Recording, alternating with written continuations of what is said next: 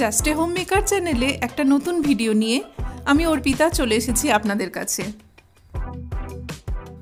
এখন শীতকাল চলছে, শীতকাল মানেই পিঠে পুলি, আর নতুন গুড় দিয়ে পিঠে বানাতে কার না ভালো লাগে বলুন।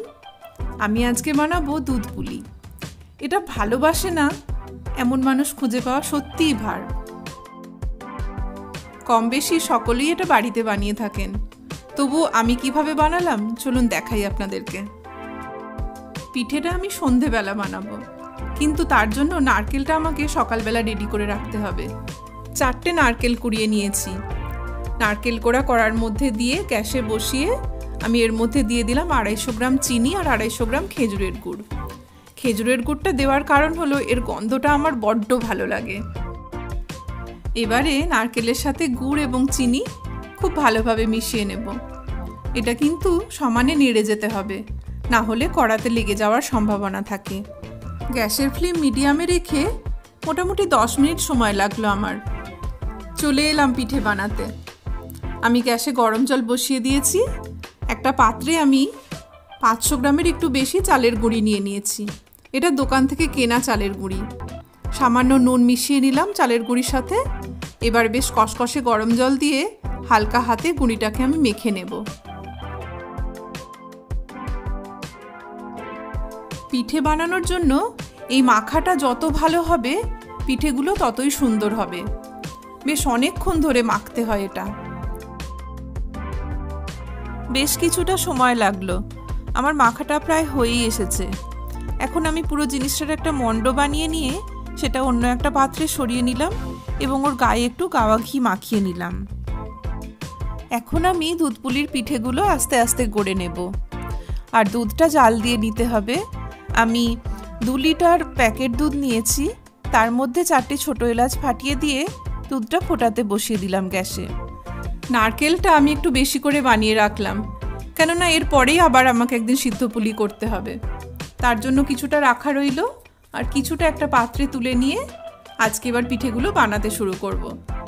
এর থেকে ছোট ছোট লেচি কেটে নিয়ে আমি ছোট ছোট করে একটু দুধ পুলির পিঠেগুলো গড়ে নেব। দুধ পুলির পিঠে বেশি বড় বড় হলে মোটেও ভালো লাগে না। যারা আমার ভিডিওটা দেখছেন তাদের কাছে একটা ছোট্ট অনুরোধ রয়েছে, যদি আমার ভিডিওগুলো আপনাদের ভালো লাগে তাহলে আমার চ্যানেলটাকে অবশ্যই সাবস্ক্রাইব করে রাখবেন এবং বন্ধু বান্ধবদের সাথে শেয়ার করে নেবেন। আর পাশে থাকা বেল আইকনটা প্রেস করতে ভুলবেন না, যাতে আমি কোনো নতুন ভিডিও আপলোড করলে আপনারা সাথে সাথেই নোটিফিকেশন পেয়ে যান। পিঠে পুলি বানানো একটু সময় সাপেক্ষ আর একটু খাটনিরও বটে, তবে খাইয়ে আর খেয়ে বড়ই তৃপ্তি পাওয়া যায়। তাই সবাইকে বলবো শীতকালে অন্তত একবার হলেও পিঠে পুলি বানানোর চেষ্টা করবেন, দেখবেন ভালো লাগবে আপনাদেরও।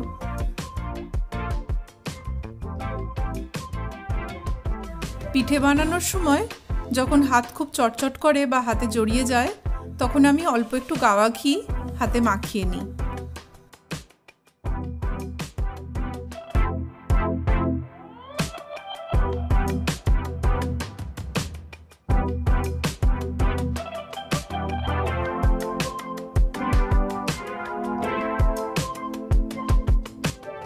একে একে সমস্ত পিঠেগুলো আমার গড়া হয়ে গেল। এবার হালকা হাতে এগুলোকে দুধের মধ্যে ছেড়ে দিয়ে আমি 5 মিনিট মতো ফোটাবো।